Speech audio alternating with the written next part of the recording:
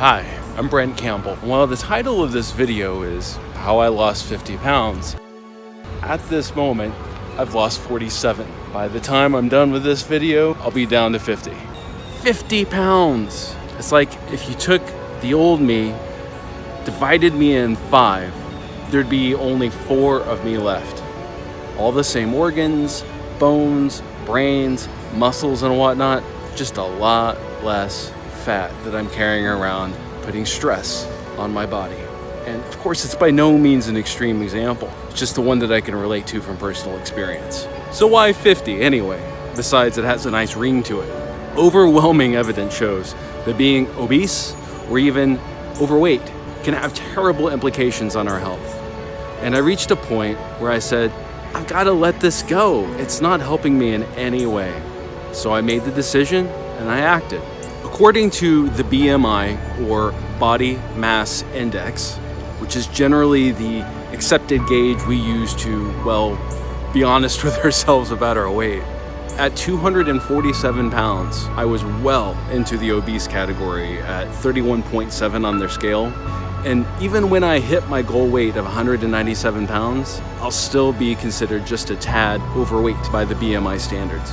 For my height, I won't have reached a normal weight until I reach 194 pounds. And I thought about it, and I've concluded that I'm going to go ahead and make that my final goal. But once I reach 197, my 50-pound original goal, I'm going to be in no rush to get there. The key is to know that I could achieve what I've set out to do here. And I'm almost there. But I'll tell you, the last few pounds have been really hard to get off because that's sort of the way that it works. Here's the other thing. While I've lost 36 pounds in the last year, I hit my peak weight back in 2014. With a lot of effort and discipline, I turned it around, and over a 10-month period, I lost 22 pounds. And then I proceeded to gain most of it back over the next 3 years. And that's the issue that most of us run into.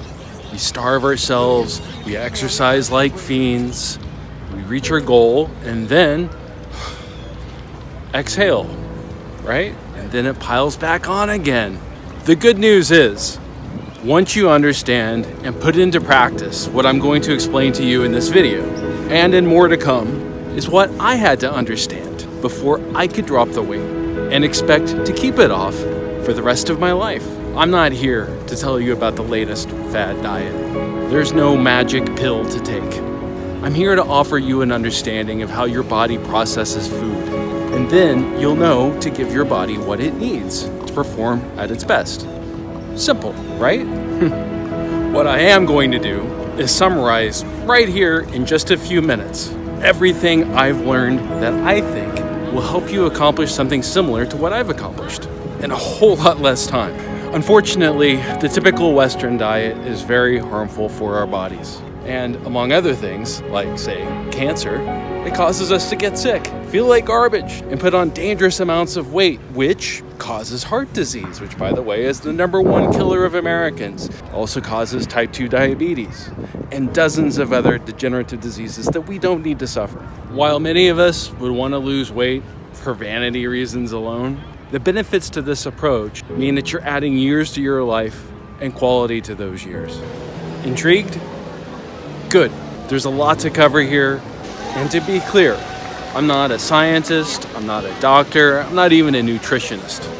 I'm just a guy who has struggled with my weight my entire life. And finally, after 41 years, I figured out how to get and stay thin. And I want to share with you what I've learned so that you can apply it to your life. When I finally had the knowledge and understanding of how food affected my body, as well as how much when I eat matters, motivating myself to make the changes was relatively easy. You do have to stay disciplined, but after a while, you don't have any trouble saying no.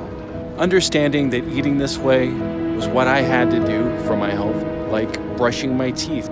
It just became part of my daily routine. Just knowing, for instance, that sugar is bad for me, as I've known my whole life, wasn't enough to compel me to cut sugar out of my diet completely. Learning and understanding what it does to my body made the choice dead simple, especially when I knew that I could eat plenty of other things that I liked and be healthier for it. feel better, look better, think better. In the end, I cut the unhealthy foods that I didn't value as much, and eventually I cut them all out. And then I doubled up on the healthy foods that I do like, that I do value, that are also good for me. Foods like Brussels sprouts, avocados, eggs, olive oil, berries, spices, and yeah, even broccoli. Meanwhile, it didn't hurt when the weight started to fly off. I looked better, I felt better, and I hit milestones that I'd never been able to hit as an adult. I'd gotten below 225 pounds just once in my adult life, and it was brief. And now I've bested that number by 25 pounds. The biggest surprise?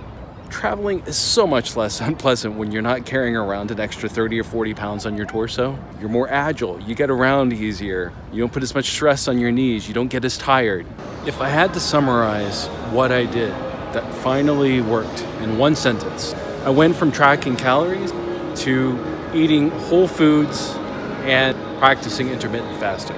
Tracking calories works only temporarily, while eating whole foods and intermittent fasting, it's a lifestyle change that you can maintain, and you'll be glad once you did. As long as I've been a grown-up, I considered my baseline weight to be 225 pounds. And my doctor and I agreed that that was an acceptable baseline. Over the years, I'd let a few pounds creep on here and there. I didn't weigh myself regularly, and my diet was reasonably healthy, or so I thought, and I exercised a lot. So I didn't think that I should have to worry about my weight that much. If I could point to one particular event that set this drive in motion for me, I'd have to say it was when I saw my doctor for my annual physical in November of 2014. I was 36, and he'd been my doctor for about 10 years at this point. He pointed to a chart showing my weight trend over the last 4 or 5 years, starting around 225 pounds and working its way up into the 240s. It was a scary trend, especially when I considered the risks of heart disease, diabetes, and so on. His point was well taken. Peaking at 247 pounds, I vowed to take drastic action, and I did. Over the year, I tracked everything I ate, and I went to great lengths to optimize everything I ate, at least with the body of knowledge that I had at that point. I exercised as much as I could, and I consumed as few calories as I felt like I could. I typically track all of my food intake and physical activity in 2 apps. One is called Moves, which was later bought and shut down by Facebook. And the other was called Lose It, where I would track everything I ate in amazing detail. Using Lose It, I would be able to track both my output, my exercise, the number of calories that I burned in a day, as well as everything I ate, which is everything I consumed in a day. So over time, with a net 1,000-calorie deficit, yeah, it worked. But not for long. And that's the problem that so many of us run into. Counting calories isn't sustainable. If you'd like to learn more about what I learned, I put together a slideshow and posted it on SlideShare. I'll put a link to it in the description below. Over the course of 3 years, I did okay managing my weight using the insights that I developed over the course of 2015. But inevitably, it started to pile back on again.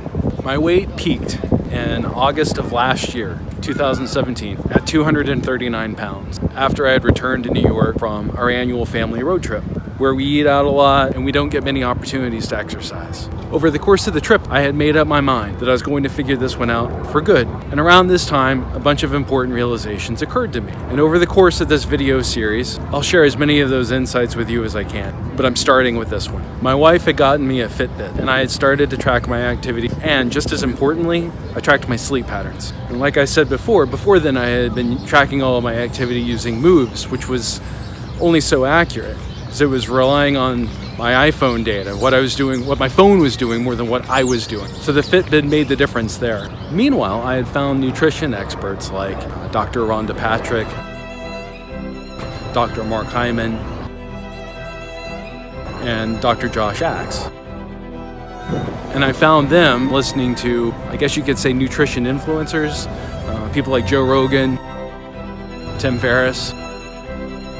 I soaked up everything I could learn about diet and nutrition from the experts, and I continue to. Truly, there is a lot to learn, and it's all important. And I'll share with you my insights that I've developed to date through a PDF linked in the description below. Beyond educating myself about health and nutrition and how certain foods affect us in positive and negative ways, I learned about the concept of intermittent fasting. I'm not sure if it became the latest fad then, whether it was people that I had started to tune into who were talking about it, or that I had just finally tuned my radar into a better solution to a problem that I'd been having my whole life. I won't even attempt to offer a scientific explanation of how intermittent fasting, otherwise known as time-restricted eating, works. I'll just break it down this way. Over many thousands of years, our bodies evolved to expect food scarcity. We were hunters, we were gatherers. Over just the last 100 or so years, our way of life has changed dramatically. We have more food than we know what to do with, though much of the nutrition has been refined out of it, and our work increasingly involves a lot less manual effort and a whole lot more sitting.